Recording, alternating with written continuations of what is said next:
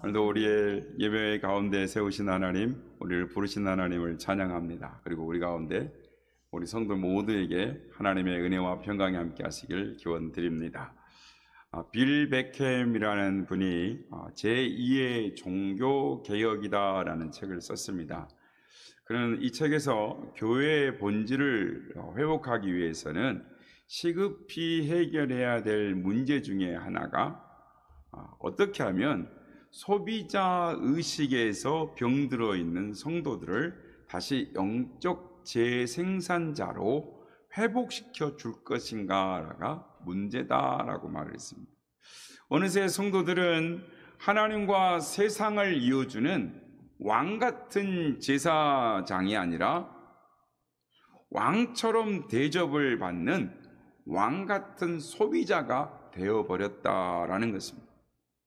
그래서 교회는 더 좋은 상품을 팔기 위해 경쟁을 벌이는 슈퍼마켓으로 전락해 버렸다라는 것입니다. 성도들은 더 이상 주님의 십자가의 복음을 전하고 주의 사랑을 전하고 어떻게든지 내가 받은 그 사랑을 다른 사람에게 전해주기 위해서 생명을 구원하는 영적 생산자가 아니라 영적 생산자 되기를 포기하고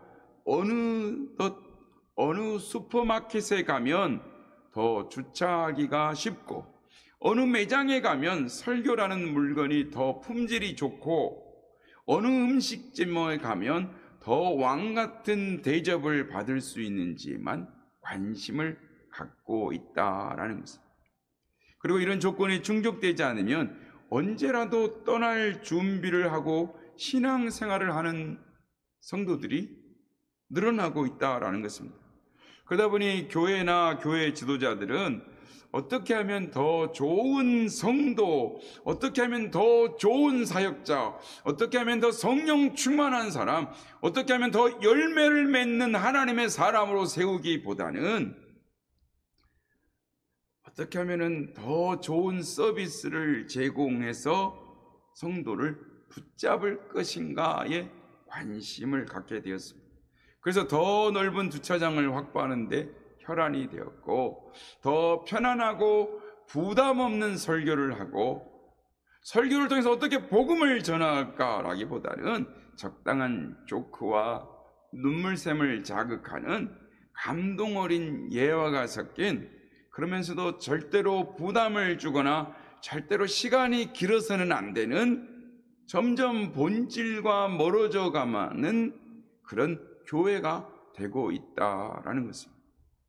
그렇게 되니 자연히 성도들은 복음을 위해서 고난을 받는 사명자가 되기보다는 좋은 시설을 갖춘 교회에서 멋들어진 예배를 드리며 왕 같은 행복을 누리는 소비자로 전락되고 말았다라는 것입니다.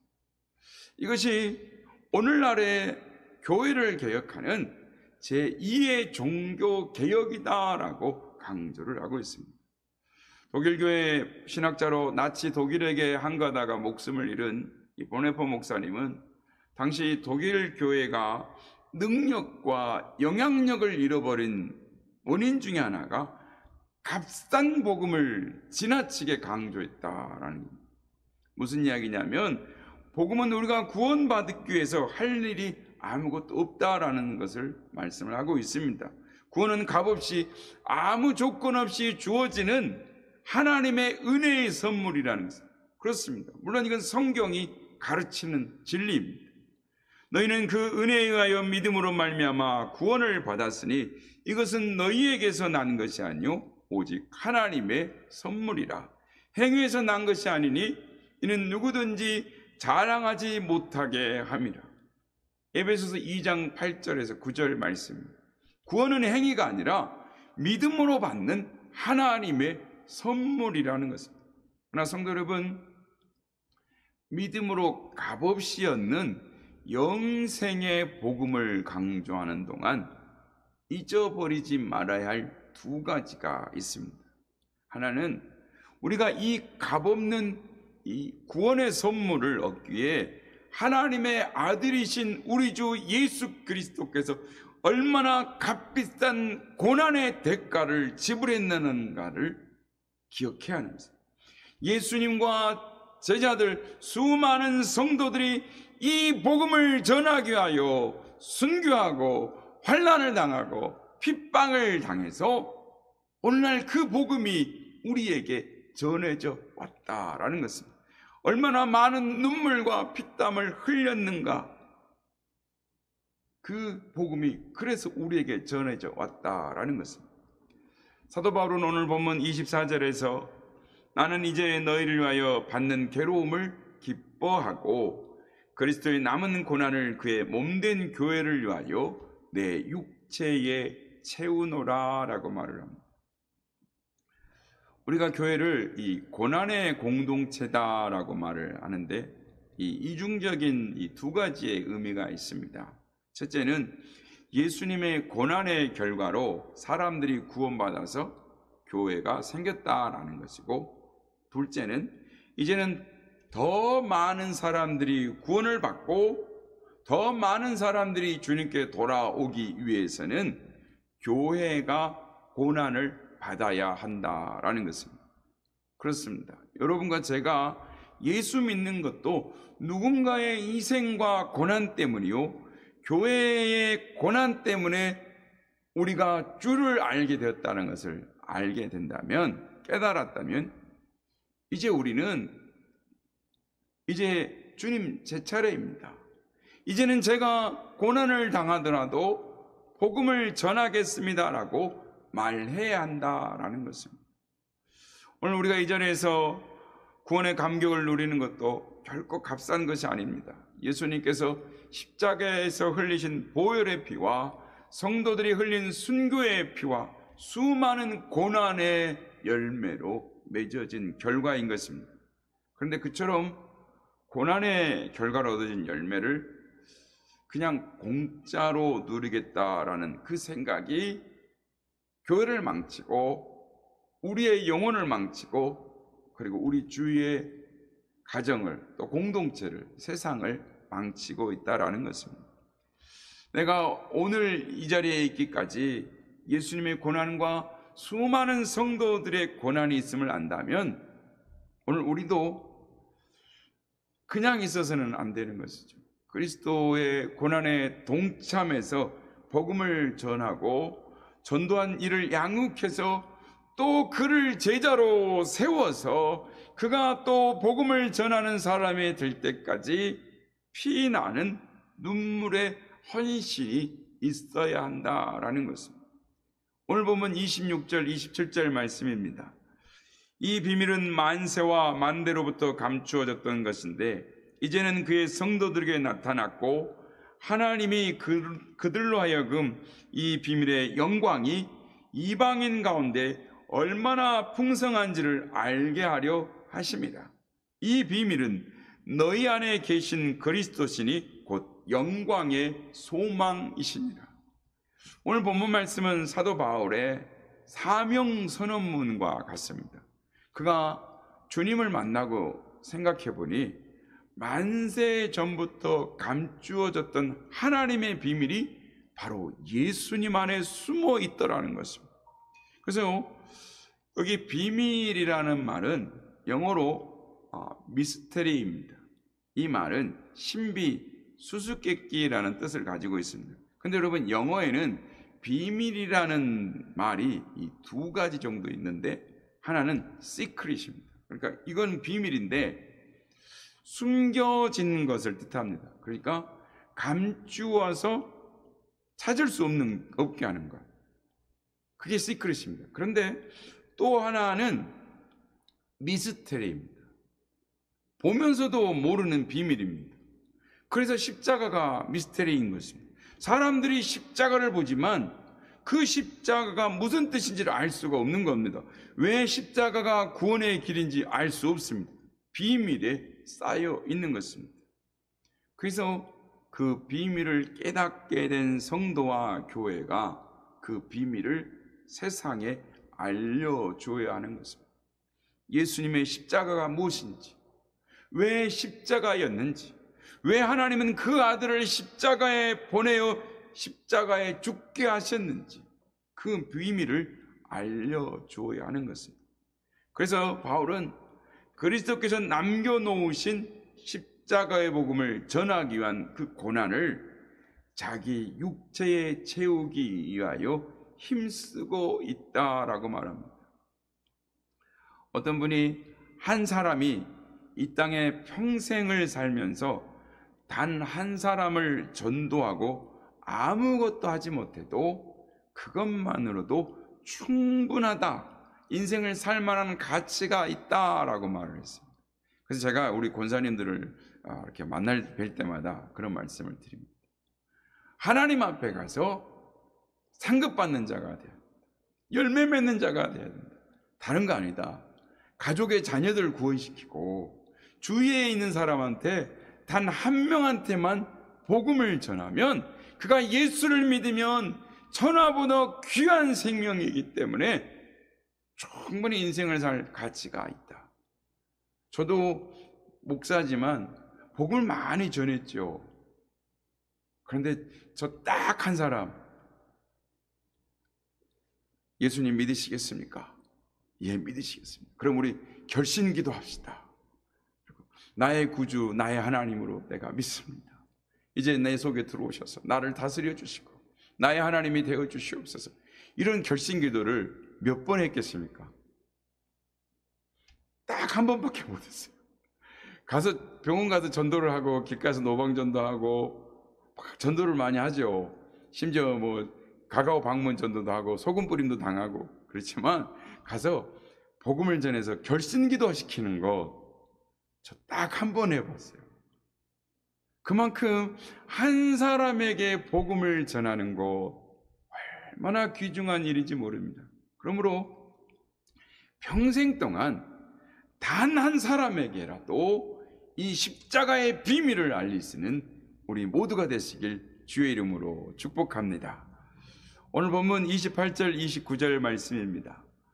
우리가 그를 전파하여 각 사람을 권하고 모든 지혜로 각 사람을 가르침은 각 사람을 그리스도 안에서 완전한 자로 세우려 함이니 이를 위하여 나도 내 속에서 능력으로 역사하시는 이의 역사를 따라 힘을 다하고 수고하노라.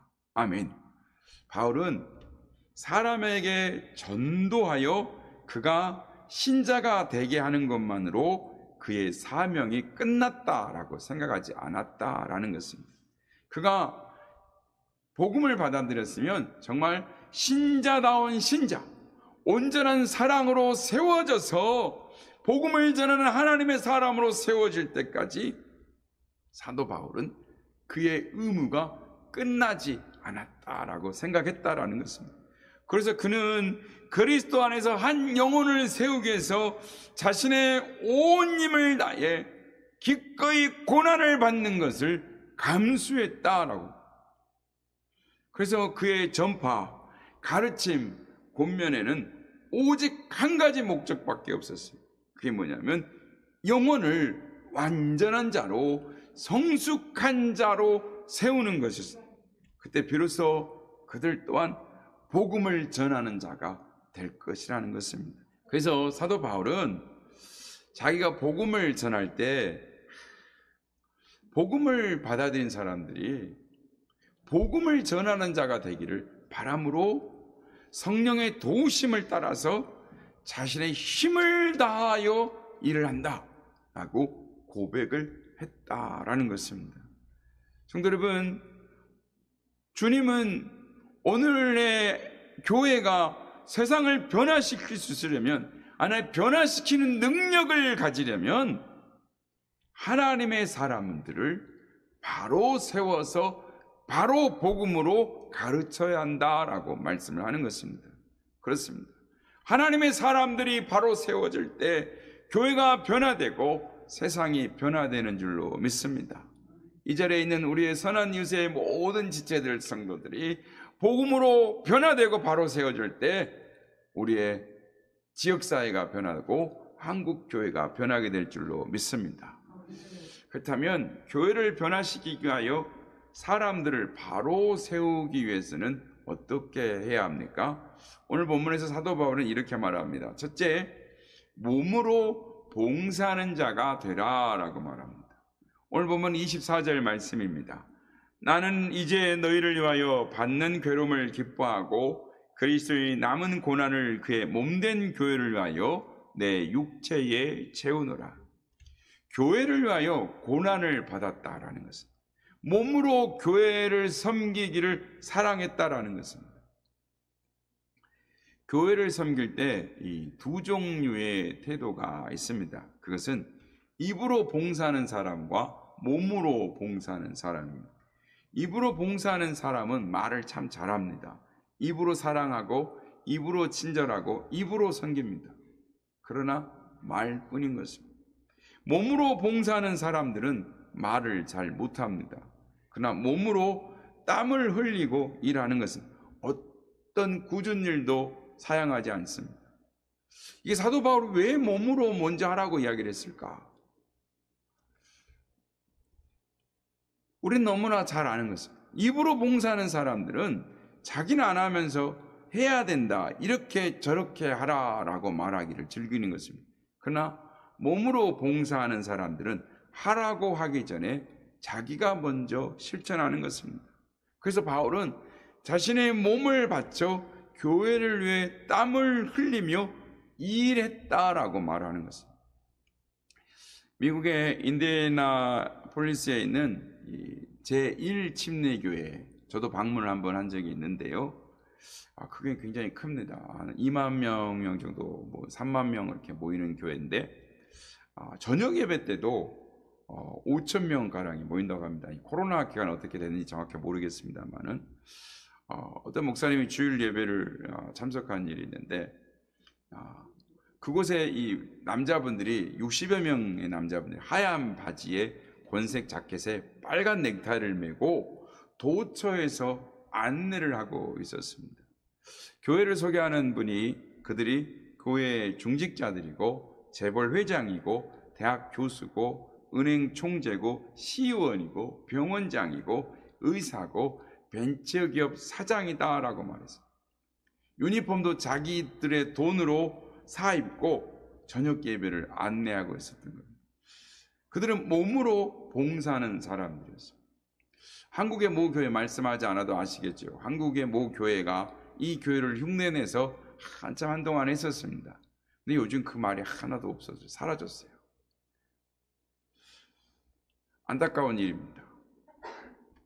한국 교회가 하나님의 교회를 섬기려고 하는 것보다, 왕같은 제사장의 역할을 하려고 하는 것보다 왕같은 제사장으로 대접받기를 바라는 모습으로 바뀌어 가고 있다라는 것입니다.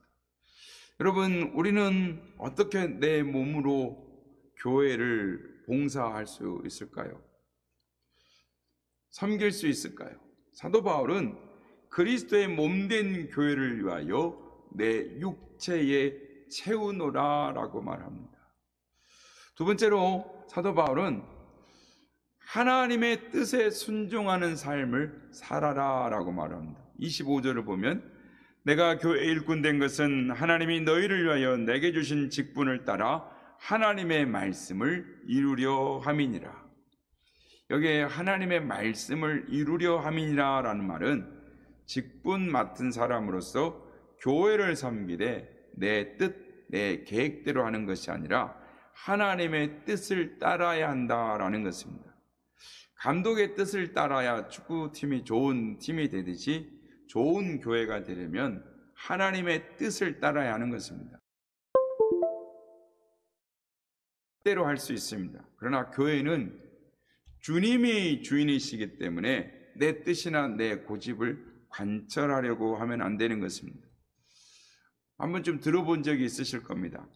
서울 시내 모 교회 성도가 정년퇴직을 하게 됐습니다. 정년퇴직을 하면서 독일제 그랜드 피아노를 교회에 헌납을 했습니다.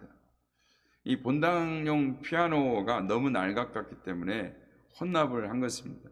문제는 현재 본당에서 사용하고 있는 피아노를 어떻게 처리할 것인가, 그 피아노 처리의 문제였습니다. 은퇴하신 권사님이 20년 전 권사 임직 기념으로 헌납하신 영창 피아노였는데 그냥 치워버릴 수가 없어서 목사님이 전화를 걸었습니다. 권사님, 임직하실 때 피아노 혼납하셨죠? 그렇습니다. 제가 혼납했었죠. 목사님이, 어떤 성도님이 새 피아노를 혼납하셨는데 받아서 놔도 되겠는지요? 라고 했더니 한참 말이 없으시더랍니다. 얼마 후에, 목사님, 안 됩니다. 절대 그럴 수는 없습니다. 그때 제가 눈물로 기도하고 헌납한 건데 치우면 안 됩니다. 내 눈에 흙이 들어가기 전은 절대 안 됩니다. 라고 했다는 거예요. 그래서 아직도 그 교회는 새 피아노를 본당에 놓지 못하고 있다는 거예요. 그래서 그 목사님이 경험 많은 교계 올로 목사님에게 무슨 방법이 없을까요? 라고 물었습니다. 그랬더니 그 목사님이 하는 말이, 방법이 없는 건 아닙니다. 오늘부터 기도를 시작하십시오. 어떤 기도 말입니까? 주여, 간절히 기도하오니 그 권사님 눈에 제발 흙이 들어가게 해주세요 라고 기도하라고 그랬다. 여러분, 우스갯소리겠지만 그 권사님은 교회 섬기는 것을 자기 표준에 맞춰놓고 있었던 것입니다. 교회는 하나님의 뜻이 중요합니다. 하나님이 기뻐하시는, 원하시는 일이라면 내 마음에 들고 내 기분에 안 든다고 해서 반대할 일이 아닌 것입니다. 바울처럼 하나님의 말씀을 이루려 함이니라가 되어야 하는 줄로 믿습니다. 세 번째, 힘을 다해 수고해야 하는 것입니다.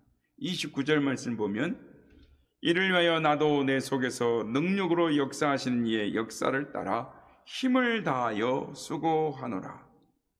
힘을 다하여 수고한다라는 것은 운동선수가 이 최후까지 최선을 다해서 분투하는 것을 의미합니다. 이걸 어떻게 설명을 할까 생각하다가 하나가 떠오른 사건이 있었는데, 언젠가 이 스포츠 채널에서 한국 여자 이 권투 선수하고 일본 여자 권투 선수가 경기하는 모습을 본 적이 있습니다.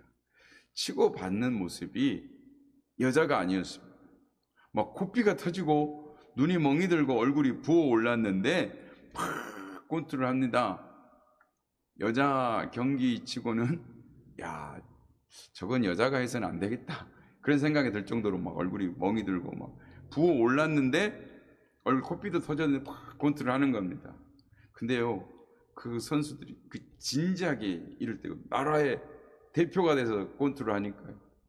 그렇습니다. 이처럼 승리를 얻고 최선을 다하는 태도를 보고 힘을 다해 수고하는 태도다라고 말을 하는 것입니다. 미 서부 개척 시대에 주요 이동수단으로 쓰이던 역마차는 세 종류의 자리가 있었다라고 합니다. 1등석과 2등석, 3등석 차이는 이런데요. 당시는 이 포장이 되어 있지 않아서 이 달리다 보면은 두세 번은 꼭 마차가 고장나기 마련이라는 것입니다. 그래서 어느 좌석에 앉았느냐에 따라 고장 시의 임무가 달랐다고 합니다. 즉 1등석에 앉은 사람은 고장이 나도 그 자리에 가만히 앉아 있으면 됐습니다. 2등석에 앉아 있는 사람은 마차에서 내려서 마차가 수리가 다 될 때까지 구경하면 됐습니다. 3등석에 앉아있는 사람은 고장난 즉시 내려서 마부와 함께 마차를 밀고 고치는 일에 직접 함께 뛰어드는 사람이었습니다. 그래서 마부들은 마차가 출발하기 전에 3등석에 누가 앉았는가를 주의 있게 봤다라고 합니다. 왜냐하면 그들이 일꾼의 역할을 제대로 해줄 때 역마차가 목적지까지 제대로 도착할 수 있기 때문이었다라는 것입니다. 여러분, 교회 생활을 하는 사람도 세 종류의 사람이 있다고 합니다. 가만히 앉아서 인정받고 대접받는 사람이 있고요. 또 구경꾼이 있다고 합니다. 상당히 많은 사람들이 이 부류에 있습니다. 세 번째 부류의 사람은 팔을 걷어붙이고 하나님의 일에 자신을 드러내는 일꾼들, 이런 사람들은 소수에 불과하다라는 것입니다. 성도 여러분, 오늘날 한국교회에 대접받는 사람과 구경꾼과 일꾼 중 어떤 부류가 많다고 생각하십니까? 예수님은 육신을 입고 이 세상에 오셔서 33년간 친히 다니시며 회당에서 가르치시고 천국 복음을 전파하시고 병든 자들의 모든 병과 모든 약한 것들을 고치셨습니다. 그리고 생의 마지막에는 십자가에 못 박혀 죽으심으로 우리의 죄의 문제를 해결해 주셨습니다. 그리고 예수님은 승천하시면서 이 세상에서 하시던 일을 교회의 몫으로 남겨두셨습니다. 다시 말해서 예수님이 하시던 사역이 계속 이어지도록 그의 몸된 교회를 이 땅에 세워두셨다라는 것입니다. 그러므로 교회가 교회되려면 예수님이 이 땅에서 힘쓰시고 애쓰셨던 그 사역을 성도들도 힘을 쏟아야 하는 것, 이것이 그리스도의 남은 고난인 것입니다. 사도 바울은 하나님으로부터 권능을 받았지만, 그래서 복음을 전했지만 가는 곳곳마다 핍박을 받았습니다. 고린도후서 11장 23절 27절을 보면 그들이 그리스도의 일꾼이냐 정신없는 말을 하거니와 나는 더욱 그러하도다. 내가 수고를 넘치도록 하고 옥에 갇히기도 더 많이 하고 매도 수없이 맞고 여러 번 죽을 뻔하였으니 유대인들에게 40에 하나 감한매를 5번 맞았으며 3번 태장으로 맞고 1번 돌로 맞고 3번 파선하고 일주일을 깊은 바다에서 지냈으며 여러 번 여행하면서 강의 위험과 강도의 위험과 동족의 위험과 이방인의 위험과 시내의 위험과 광야의 위험과 바다의 위험과 거짓 형제 중에 위험을 당하고 또 수고하고 애쓰며 여러 번 자지 못하고 줄이며 목마르고 여러 번 굶고 춥고 헐벗었노라. 이렇게 사도 바울은 자신의 삶을 고백하는 것입니다. 그런데요, 이 모든 수고와 고난을 왜 받았느냐? 그는 이렇게 말하는 것입니다. 수많은 영혼들이 구원을 받는 것에 그치지 않고 하나님의 교회가 든든히 세워짐을 기뻐하고 주어진 사명을 감당해서 그들이 복음을 전하는 자, 결국은 하나님 앞에 열매 맺는 자, 하나님 앞에 칭찬받는 자가 되도록 하기 위하여 그 일을 했다라는 것입니다. 여러분, 이렇게 하기가 참 어렵죠. 우리도 이제 이번 주에부터 저희가 이제 나가서 이제 일주일에 2번씩 생수를 얼려가지고 교회에서 생수를 얼려서 아이스박스랑 이렇게 해서 나가서 얼음 생수로 더위를 식히라고 교회 나오세요 이런 말 안 하고 그냥 저도 그냥 교회 천막에 선한 이웃교회에 되어 있기 때문에 말 하나도 왜 주는지 다 압니다. 근데 저희 주면서 우리는 그런 생각을 해봅니다. 내가 복음을 전하는데 정말 사도 바울처럼 고난을 당해본 적이 있는가? 또 내가 십자가의 복음을 전하면서 내가 이 전하는 사람이 정말 예수 복음을 전하는 열매 맺는 자, 성숙한 자로 세워지기를 바라면서 수고하고 애쓰며 복음을 전하고 있는가? 사도 바울은 이 일을 위하여 자기의 삶을 고난을 받으며 살았다라는 것입니다. 우리가 사명을 받은 자로서 살아가기가 참 힘듭니다. 그런데 사도 바울은 어떻게 이런 어려움을 견뎌냈느냐? 로마서 8장 16절 18절에 보면 고백을 합니다. 성령이 친히 우리의 영과 더불어 우리가 하나님의 자녀인 것을 증언하시나니 자녀이면 또한 상속자 곧 하나님의 상속자요 그리스도와 함께 한 상속자니 우리가 그와 함께 영광을 받기 위하여 고난도 함께 받아야 할 것이니라.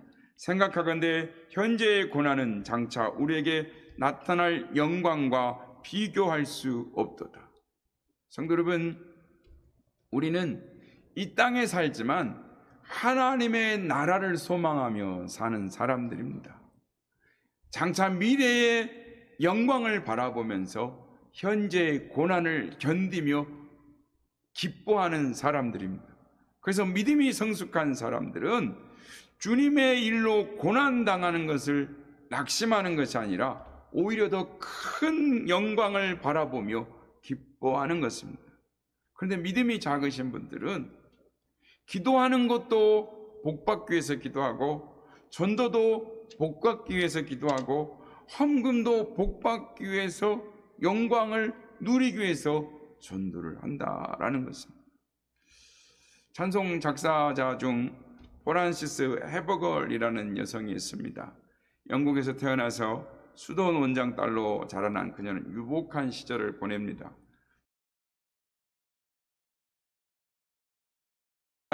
이 사람을 보라라는 제목의 그림이었습니다. 십자가에 달리신 예수님, 그리스도의 모습을 보았는데 그 글귀에 뭐라고 써져 있었냐면, 내가 너를 위해 내 생명을 주었는데 너는 나를 위해 무엇을 주느냐라는 글씨가 쓰여져 있었습니다. 그녀는 이 글귀를 보며 깊은 생각에 잠겨 있었습니다.